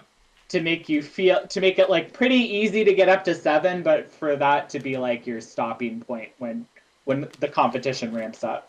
I mean, yeah, I guess if you figure that, like, I have no idea how the numbers are balanced around progress, but I wonder if floor 7 is around where you need to have, like, a 50-50 win rate or something. Yeah, it might be something like that. Because it might even be easier to get into 7 than that. But, yeah, I would assume that the floors are not linear, right? It's not like you need to be like, I don't think so. 5 wins over average every single time. But yeah, I don't know. Are you feeling it? I mean, I kind of like it. Yeah. Like, I mean, I guess the thing that I tend to really like is, like, if I want to, like, grind the game, like, I really want to be able to just, like, sit in training mode and just, like, get matches one after the other. Yeah. Like, being able to do that and then like have like a kind of idea of where I'm at, like I don't like physically exist in those lobbies at all because I am just waiting in trading mode the whole time. Yeah. So it's basically like not a visual lobby at all, and like Mhm. they're too kind of like crowded for that to even really be a thing. Yeah. But I do like I think I like that the way that that works Mhm. for me. Like, you know, like obviously, like we've talked about it a lot, right? Like it's not a replacement for how like playing with your friends is. Yeah. But But it's there's not like a supposed lot to of it. Right, it's not supposed to be like, you know, like you need to like learn, like especially for where I'm at, where like I haven't even played against the full cast yet. Like I haven't, I think I haven't seen, who have I seen? I think there's like a couple of characters that I just haven't even seen yet. Yeah. You know, Probably so like I not want to many get Fausts or Nagos is my guess. yeah. I haven't actually, Naga's the character that I haven't seen yet. Okay. I've played Faust, I've played Leos, I've played a lot of Rams and Souls. I will say that like every time I see the character that people think is OP, I'm like, okay, cool, this is gonna be easy. And every time I see a character that like people like don't think is good, like Faust, I'm like, okay, here's the scary one because this person probably actually knows how to play their character. Anyways, yeah, I like that. The system is good. Yeah. For what it does. It's certainly like a lot better than the equivalents in other Arxis games that I've played. Yeah. So yeah, I think it's doing what it's supposed to do better than them. So when it works. I'm gonna say, like, as someone who's had to work on progression stuff for skill-based games before, the main thing that I like about the tower system is that for me as a fighting game player, I don't give a shit about ranked. Ranked is meaningless, right? Ranked is above all else a measure of how much time you spend grinding ranked, right? For me, the skill measurement where it matters to me is tournaments. How did you do in tournament? And so I don't like having to care about ranked as an indicator of skill. And what I do like about ranked is that it gives you access to players who are at least kind of good. And so the fact that you can at any point play in any of the 10 floors, even if you get demoted from a floor, to me makes it awesome, because it means that the people who care about this shit can care about it. I don't have to care about it. As long as I can always have access to the floors I want to be on, I don't give a fuck. And then Celestial having the additional bonus of being able to gatekeep people just is kind of fun. I think there's a lot about the Celestial Tower that's kind of whack. Like, because you can pick matches, it essentially doesn't really mean that much, but it feels like it means something, even though it doesn't actually mean anything. And for stuff like progression, that's actually usually what you want. Yeah, the fact that it feels like there's some kind of goal to work towards, and like when you're grinding out, like again, like ranked is almost like the gateway to actually playing the game. You know, like people who are on like the Celestial are like the people who have actually started to play the game, you know. Everything else there is like tutorials. So it's nice to kind of like just get those matches and kind of like learn what the game is. Yeah. Until that point. And I do like that I could like, you know, I'm trying to like play at my level, but I like that I have the option of just getting wrecked by like higher level players if I really want an actual challenge. Yeah. And not just to flail around a bunch. All right. Next question. Milliard Fillmore asks, what would you have wanted from Strive for it to be up to par? I mean, what I would want is pretty obvious, right? I want this. I didn't want them to abandon their old combat design, because I thought their old combat design was fucking fantastic. And what they did here was make the gameplay a lot more like other kind of popular fighting games like Granblue, like Tekken, like Street Fighter, and that just, there's a reason why I'm not playing any of those games. Riddles asks, how much has your thoughts changed after playing the game for a while? Not really that much. I will say that like my first 10 hours of the game helped me understand where the depth was, right? That some of it is in these like knowledge and reaction checks. Some of it is in positional understanding of positional nuance around like wall breaks and mid-screen, or like combos that only work if you're kind of close to the wall but you're not right about it there. there is absolutely room for depth in this game. It's just not sources of depth that I particularly like, because I'm like, the reason I like playing 2D fighting games is because I like 2D gives you a lot of room to move when you have a big screen and fast characters and stuff like that. So I won't say my thoughts have changed that much. I do appreciate that. I think, like I've said this before, I think this is going to be a good game for the people who like it. And I'm glad that it's doing well and that it's popular, even though it means I probably will never see a Guilty Gear that I love ever again, because at least someone gets a Guilty Gear they love. If they did all this and it fucking sucked and nobody liked it, I would feel even worse. I think it's 018 or 0nate asks, I know they probably won't zoom the camera or buff movement, but what do you think are the chances that Arc Sys will restore some of the chance for self-expression in future versions of Strive? I think it's going to come down to character design.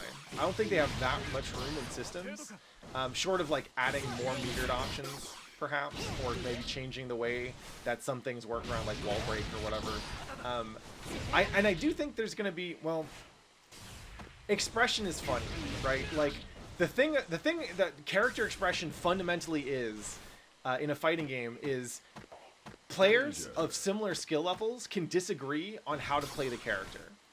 And what we see in newer fighting games, like basically, I would describe this certainly as like everything with Street Fighter V and afterwards has made it harder. Developers have been making games where it's harder to disagree about what the right way is to play a character. That's where self-expression comes from. When you watch Endo, and when you watch Summit, and when you watch Chapu, and when you watch Bears and everybody, like E.T., everyone disagrees about how to play Chip, right? Even though we can all look at Summit and go, yo, this dude is clearly the most tournament successful player. He's probably the closest to the right way to play Chip, but everyone disagrees on how to play Chip, and that's where you get player expression from. I do not think this game has as much room to do it. They could get some of it through either like, maybe if there's like a really big range of executional difficulty on combos, or if there's a significant range of how to spend resources, then players can disagree over that.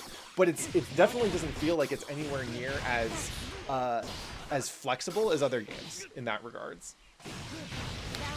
Let's see. Ghost Deer asks, what's your favorite thing about Strive as it is today? I mean, obviously the netcode. After netcode, if we're talking like mostly core gameplay stuff, like I actually do kind of like the lobbies. You know, if I squint past the parts where they're jank as fuck and don't really work.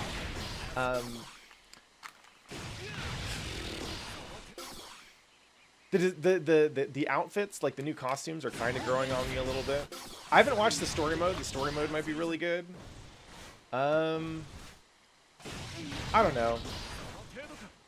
I know a lot of people have been talking about how much they like the roaming cancel system, and personally it feels like a downgrade, but at least it's an interesting downgrade.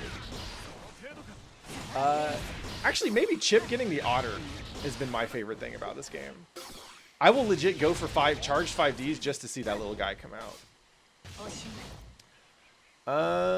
Offworld asks, do you think Strive's biggest crime is being under the Guilty Gear name, or do you think it's bad compared to a lot of popular fighting games? I think a lot of the other popular fighting games are bad. And so comparatively, I think Guilty Gear Strive is actually pretty good. That's right. Everything that I've been talking about this game is about a game that I actually think is pretty good, all things considered. In terms of recent releases, I think that Uni is probably the best game to come out of the last. For me, like the later versions of Uni, like Unist, Uniclear, are basically the best fighting games I've seen that aren't Rev 2. Let's see.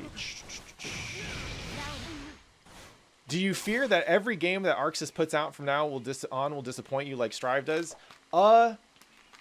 That's a complicated question, because every game they've put out, besides the Plus R update that kind of wasn't really them, every game since Rev 2 has disappointed me. And now my expectations are pretty low, right? The only reason I had any expectations for this game are because they had the Guilty Gear name. I did not have expectations for Fighter Z. I did not have expectations for Grand Blue.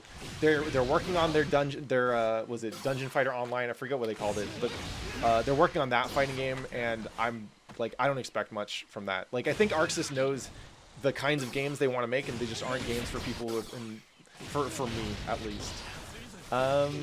Yeah, with Strive's initial success, do you think it's safe to assume that we won't get a game close to Exert or Plus R ever again? I mean, really, the hope is that this game grows into that game, or grows into whatever Strive Plus R is, Striver. I hope this game gets it, and I hope it's cool. Are Chip's muscles pulsating? Are Chip's muscles pulsating?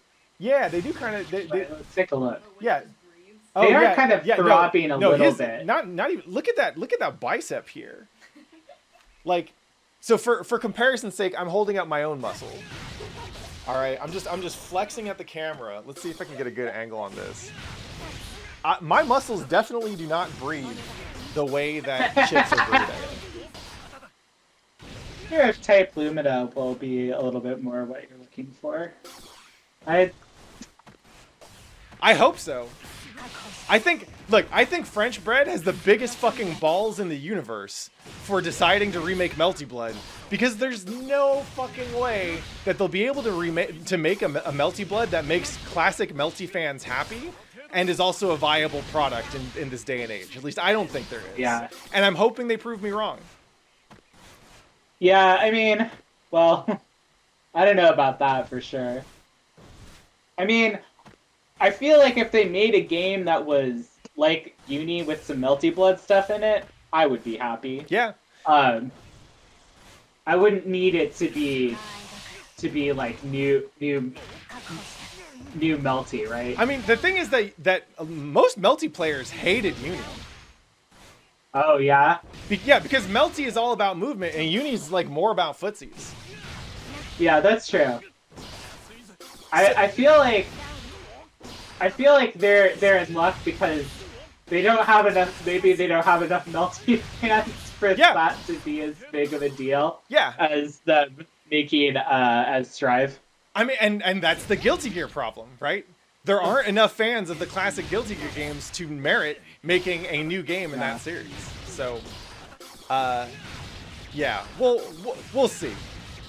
But I will say, I was talking about this on stream a little bit yesterday. Whenever French Bread makes something, I look at that and go, yo, this is for some real ones. This is for some people who fuck with fighting games on a deep cellular level that I respect. So I don't know what the new Melty is going to be like, but at least for now, I'll let myself feel hope.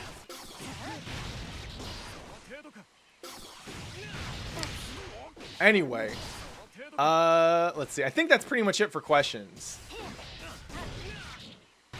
So, yeah, do we want to wrap the stream up here? Yeah, let's do it. All right. I will quit out of training mode. I'm glad we were able to get some lab time in. And I don't know. I don't know how much you. I almost got this combo down.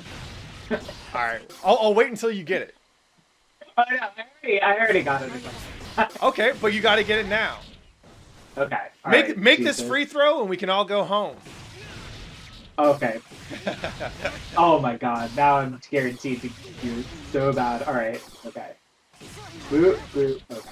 Boop, boop. Well, don't leave yet, universe, because we might be here for a little while. Oh, god. And yeah, real talk to y'all out there. I'm not going to talk about this much, but I have long since realized that if to Mr. FCC's question, I think with this game I've realized that if I want someone to make a fighting game that I like, it's going to have to be me. So that will not happen for a very long time, but maybe it'll happen someday. All right, you did it. That was a good ass combo.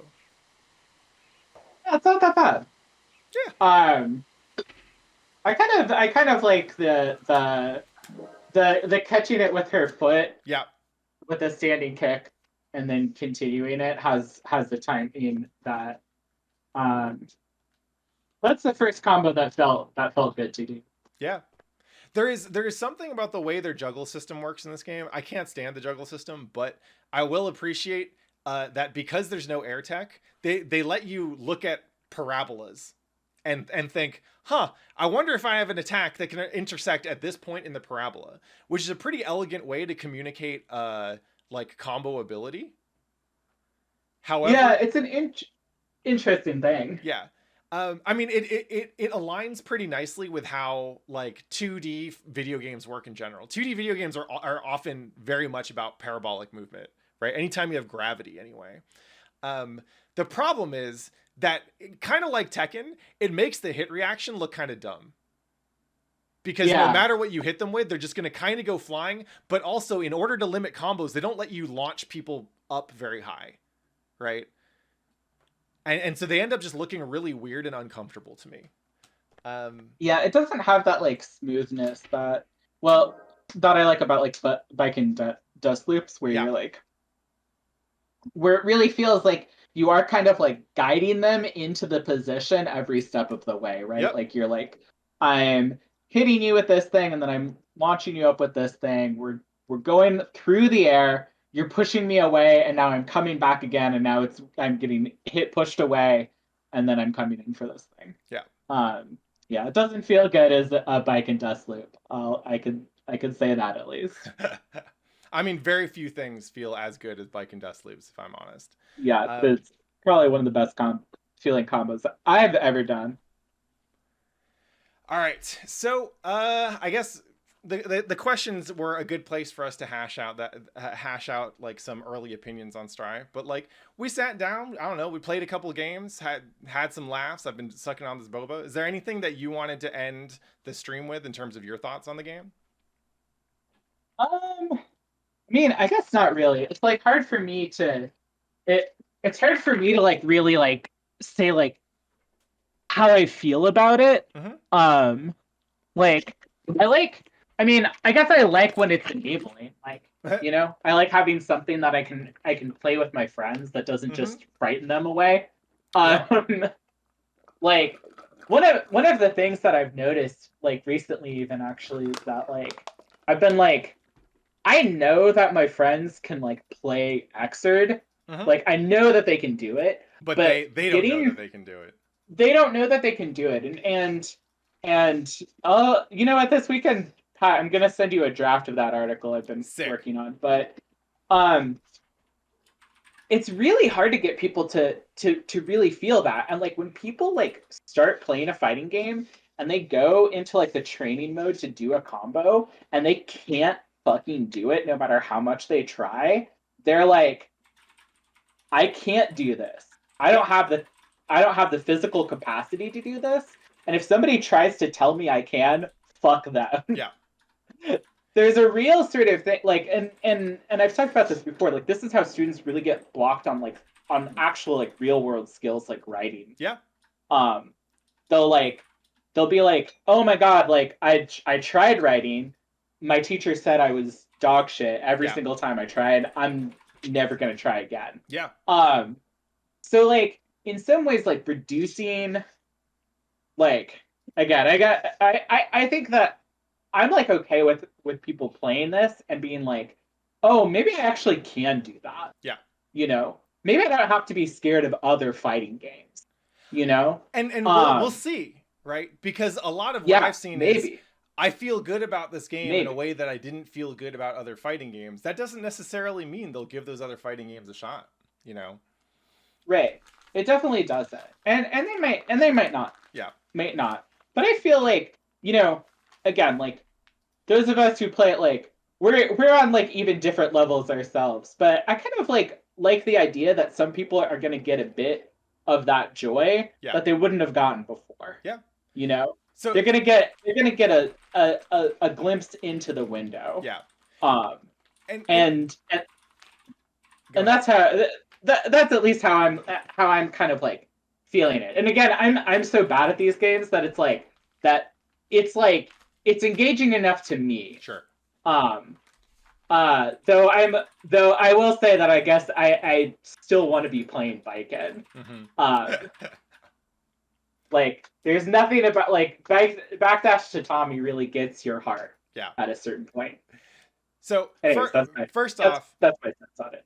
I just want to say that thanks to the newly inaugurated Rev Tuesdays tournament, open to the entire West Coast every Tuesday. Registration closes at 6:30 p.m. every Tuesday. You can sign up at smash.gg/WNF Oakland. If you're anywhere on the West Coast, you can play Bikin in a bracket with a whole bunch of people, and we run some fucking beginner lobbies during that shit now. So if you get washed and you want to go play with the other scrubs, you can do that shit.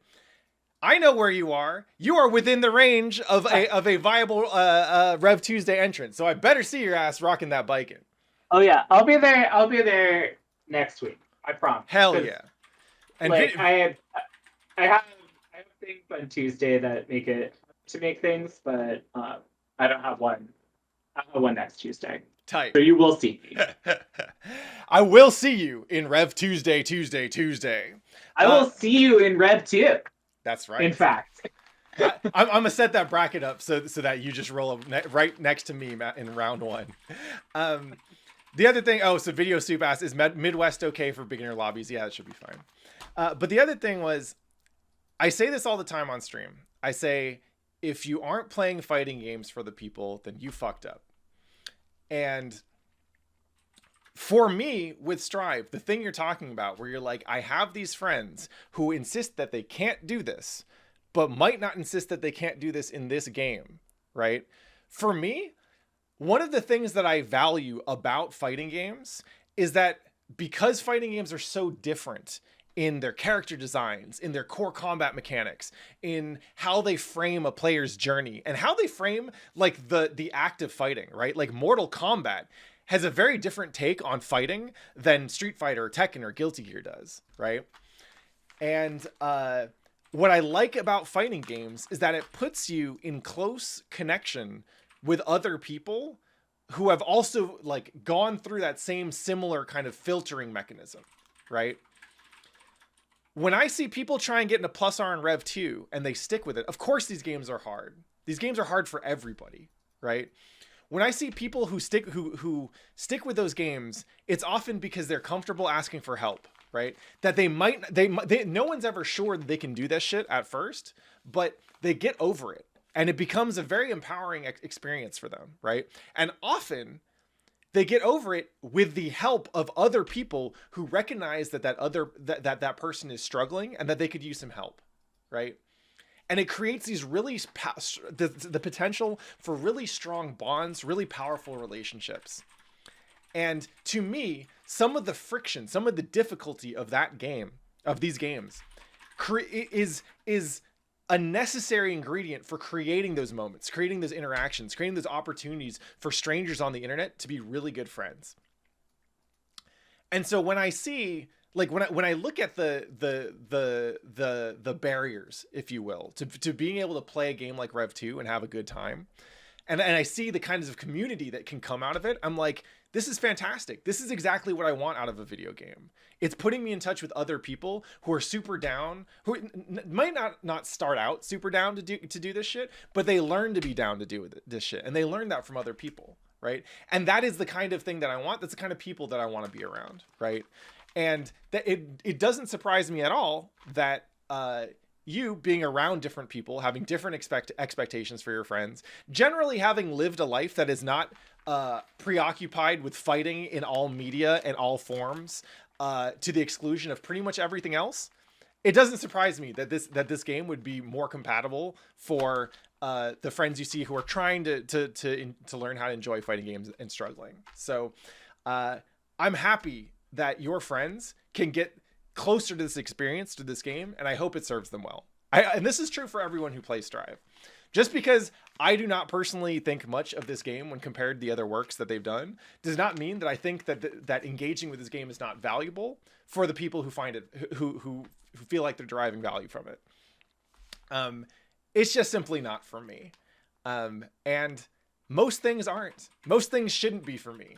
If anyone was making a game for someone who's been playing fighting games for almost their entire life, the prospective audience for that would be very low, and I would understand why no one would decide to make that game. So with that, I think we can let y'all go. Aevee, it was a pleasure to have you on the stream as always. Always. And man, Jesus, what are we gonna do next week? Yeah, what are we gonna do? I think so. So if this is the end of season 2 of Games with B, Destiny Spider is one last question. You can get that in chat. If this is the end of season 2 of Games with B, what did we decide season 3 was? I think we were just gonna play a bunch of wild, obscure shit, right? Yeah, we had like a couple. Oh my god, we had like a couple of ideas. I think I had an idea for like an even further future. No, we were gonna do single player stuff. Oh yeah, that's right. That's right. We were gonna do single players in fighting games. Yeah, that was my that was my pitch. All right. So we got MOM. We got Blaze Blue Story. Are you gonna take me through Tsukihime? Can we just play? Wait, when does the Tsukihime re-release come out? It comes out. God, it actually might be getting an English release though. They've been cagey about the details, but they I think there's something happening there. But yeah, I mean, like, if we have like an 8-hour, or God, even 8 hours would be enough. We could do a little bit of that.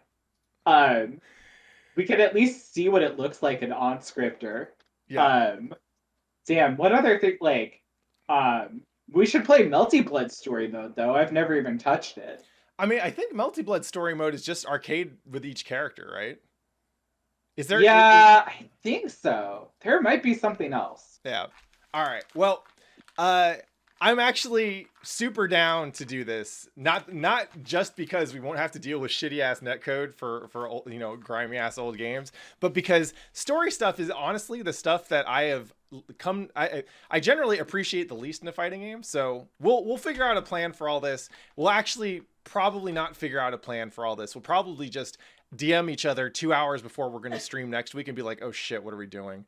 But it's been working out for us so far. So I feel pretty confident with this approach. So we'll see you next week. Don't forget to follow Future Club. They're doing cool shit out there. Please do. And pre-order the Skullgirls season pass on Steam. It's available now. Yeah, get that Skullgirls. I saw someone talk. It was in a Reddit thread about Strive. Don't read Reddit threads in general, but they were talking through. Oh, I had this problem with Strive. I don't know how to deal with it. And someone was like, "Well, I dealt with it." Oh no, who was it? It was Arturo Sanchez being like, "Hey, how come every time I try and zone and turtle in this game, it gives me a negative penalty?" Because I guess Arturo Sanchez has never played Guilty Gear before, which is amazing to me. But someone was like, "Oh, I fixed that. What I did was I pressed my PlayStation home button and opened up Skullgirls." So go play Skullgirls, and when you're not doing that, love your life, be good to one another, and play some motherfucking Guilty Gear, y'all. We out. Mwah. Yeah. Guilty Gear.